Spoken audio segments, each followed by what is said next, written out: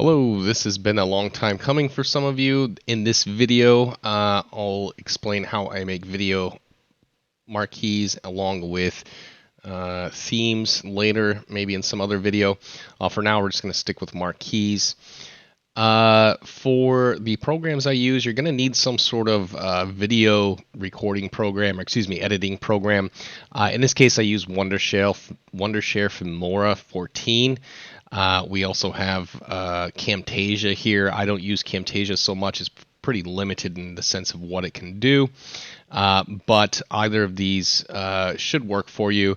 You may want to start out with Camtasia just to get used to kind of doing this. It's taken me a couple years, or at least a year and a half, to get to the point where I am. But Wondershare is great. You can purchase it outright, I believe, or you can subscribe to it. In this case, I subscribe to it for the updates, also additional effects that they offer, and transitions. Some other programs that I'm using just on the side, for example, Topaz Google Pixel AI. A lot of the photos that we get for these arcade kind of banners or pictures or artwork or whatever you want to say, basically they're in low resolution, or they're coming off of old advertisements, that kind of thing. So with the Topaz Giggle AI program, it's kind of nice. It bumps up the resolution and also cleans up the photo a bit. The other program I use is this video downloader program. There's a billion of those out there. I use this one in particular. Basically, it can pull videos from different websites for some B-roll footage or something that you may need to put into your video marquee. You'll see some other ones here. This Pinocchio, this is a program in its own that uses some things, or where you can subscribe, or excuse me, download some things from GitHub.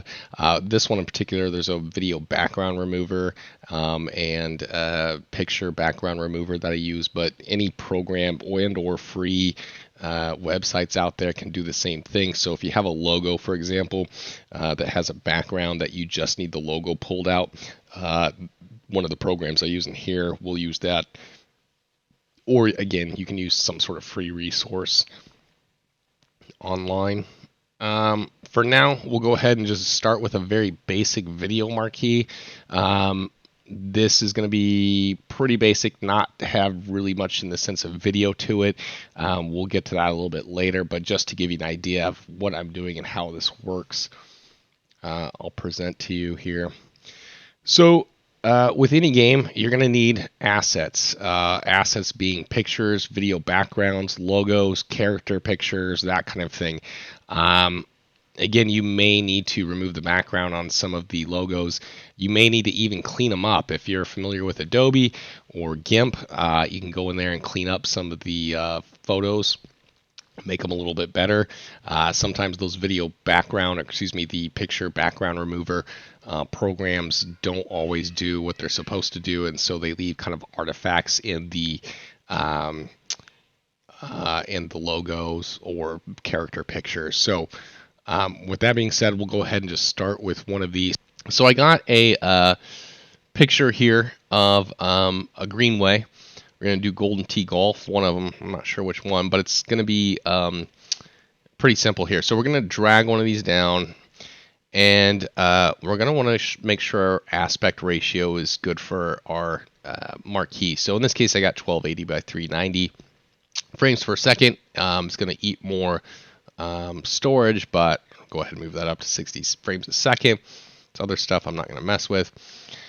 Now, this is a picture background, so we don't necessarily need to bump up the time, but in the case of videos, typically, 25 seconds, 40 seconds, whatever you want. It really depends on how much storage you want these things to take. But they loop, as they're on your marquee. So just for this sake, I'll just go ahead and bump it up to 25. Now, as I drop the picture down here, it fills it in. You'll notice that it doesn't fill everything up, so we'll go ahead and have to adjust the scale of this picture. Okay, and then we can just move it up where we want or down where we want. If you want more sky, less sky, right there seems to be good for me. And then this has an auto enhance feature to auto enhance the photo, so it gives a little bit more shadows and that kind of thing that stick out. A lot of this other stuff I don't need to mess with. However, with there are effects that you could use, and I know some of these will, if you want to make it more hand drawn looking, if you want to make it like an oil painting, you could do that. So it really depends on the program you're going to be using and that kind of thing, and whether or not you want to apply any type of effect to the picture. But for now, we'll just leave it alone. We'll go back to our stock media here. So this is what we have so far for the picture. And then we're going to want a logo. So we're just going to drag the logo, which has already had the background removed, here. And we're just going to drag it out and match that. So this looks about center. The flagpole's just a little bit down there, so we may want to shrink that. And again, it's your preference. I mean, you could shrink it even more and just put it down there if that's all you wanted. If you wanted something like a bigger logo, put it there. That's fine as well. And we'll auto enhance this one as well. So those are just very basic things. You can export this as a MP4 file, and it can just loop. You could have it just as a picture technically, since it's not really doing anything in regards to animations and whatnot. However, what we'll go ahead and do in this case, let's go to effects.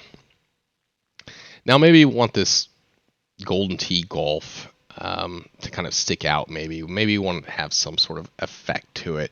There's a lot of different things that you can do, but let's just say, for example, we want a glow effect.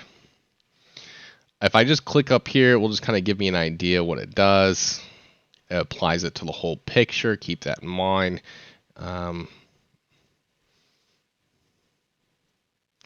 They do take a minute to download. So like there's a burning effect. So in this case, if I had some sort of effect that was moving like this, definitely want to export it as a video, because it's gonna move, right? So if it was just a static picture, it wouldn't do you any good. So that's kind of just a basic explanation about effects in regards to what you can do to either the logo, the picture, etc., etc. In this case, again, just kind of sticking with the static picture for now. However, something you need to think about is, and/or your preference, is this picture in the background distracting? So you may find it distracting, you may not. In this case, it's just a static picture, so probably not. However, on videos, it can be a little distracting. So in this case, we'll go ahead and do a what I call a blur on it. So we're going to go ahead and drag the blur down to the picture that I want to blur. So you'll notice now that the picture in the background is blurred, and now the logo kind of sticks out a little bit more. And this may be your preference, maybe not. Again, with videos, this is pretty distracting sometimes, so we like to blur the background. In regards to the effects, I can click on the picture itself, go to effects. I can make this really blurry based on the size. I'll reset it back to normal. How much of the blur comes through, maybe we just want a little bit like that. But that's a blur effect. We can also go ahead and ditch this blur effect. And then what we'll do is go ahead and just say, maybe I just don't want so much of the background to show up, and maybe just kind of have it kind of darkened in the background and the logo. So a lot of this is going to be your choice, what you think and or your opinion of what you should do in that regard. So that is a basic, just static picture. Again, not so much to do with videos, but just to give you an idea of what's happening. So we'll go ahead and go back to our media here, and we'll go ahead and step it up a little bit here. So let me just clear everything out and start from the beginning here. So we have two videos here. These are for educational purposes. So we have this one here, and we'll go ahead and drag it down. And it's going to ask me, do I want to match it to the media, the project? No, because I have a specific resolution for my marquee. We're going to go ahead and just keep it in the project settings. So we have this long video here, right? And we may just want to use the first, I don't know, 25 seconds of the video. So we could do that. What we could do is go over here, shrink it down, move this over to the left, and we could just cut it here, and I could just delete this, and we could just use just this. Now again, we're not filling up the whole thing. We're going to go up to scale, go ahead and scale that, move it around how we want. And this would just loop from the beginning to here. I actually finished off right on the transition. So that's how we would make essentially a video background. Again, probably want to enhance it, make it a little bit nicer. May just want to shrink this down just a tad bit before that transition kicks through. There we go. So same thing, we have a video background now. We can go ahead and drag the logo down. Go ahead and expand that out. Okay. And I'll shrink this down a little bit, put it in the middle there. So now we have Golden Tee Live Golf, and if we play this, oops, go ahead and mute that. Sorry about that. So I'm right clicking on the video, I'm hitting mute. You most likely 100% of the time are going to mute anything that's in the marquee. You don't need to listen to the background at all. And it would just play like this from the beginning to the end. And then once it finished, it would just start back over again. And that would be a video marquee essentially, right?